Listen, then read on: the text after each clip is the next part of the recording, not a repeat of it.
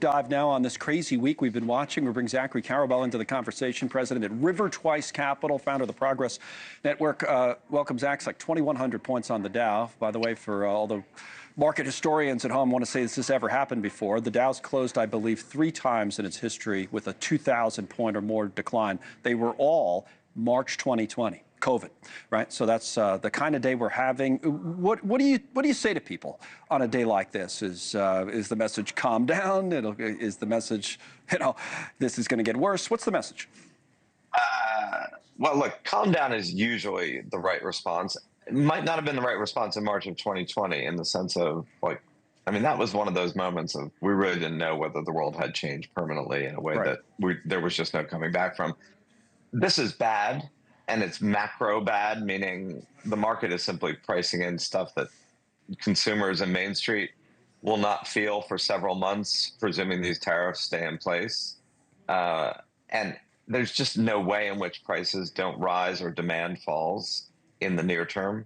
I mean, whether or not this leads to a reorientation of the economy over years, I think I would not place any money on that particular bet, but there's just no way in the next few months, if these tariffs stay in place, that things are going to be good economically for most Americans. And the markets are reflecting that right now. Couple of things on the tablet here that will project onto the screen on numbers. The Tax Foundation, first of all, out with these revised estimates of how bad it'll be or what the impact might be. I draw your attention to just people's after-tax income, which is projected to go lower, and the tax increase on the average American household, which is projected here to be about $2,000. Of course, for some people that pay more, it would be more. For some people, it would be less. And then finally, recession. Are we headed into one?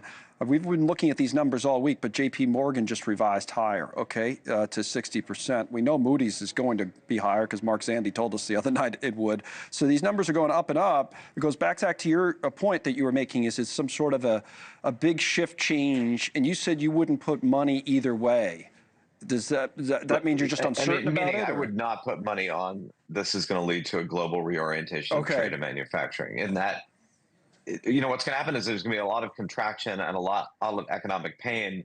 But the question to put to the Trump administration is, where is the hundreds of billions of dollars, let alone trillions, going to come from to help American companies rebuild all of manufacturing and all of global supply chains in the United States? If that is in fact, as you should believe, given what Howard Lutnick, the Commerce Secretary, given what Donald Trump, given what his advisors are saying, is the point of this.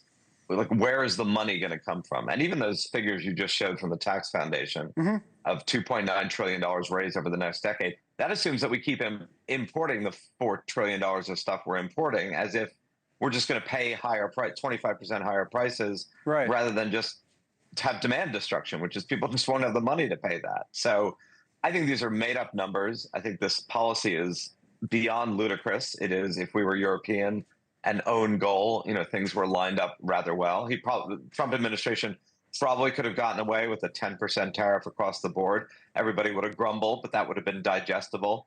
I mean, this stuff is just like, I don't know what universe we happen to be living in, but the one that the Trump administration, I think, thinks it's living in bears very little resemblance to the one that the rest of us occupy.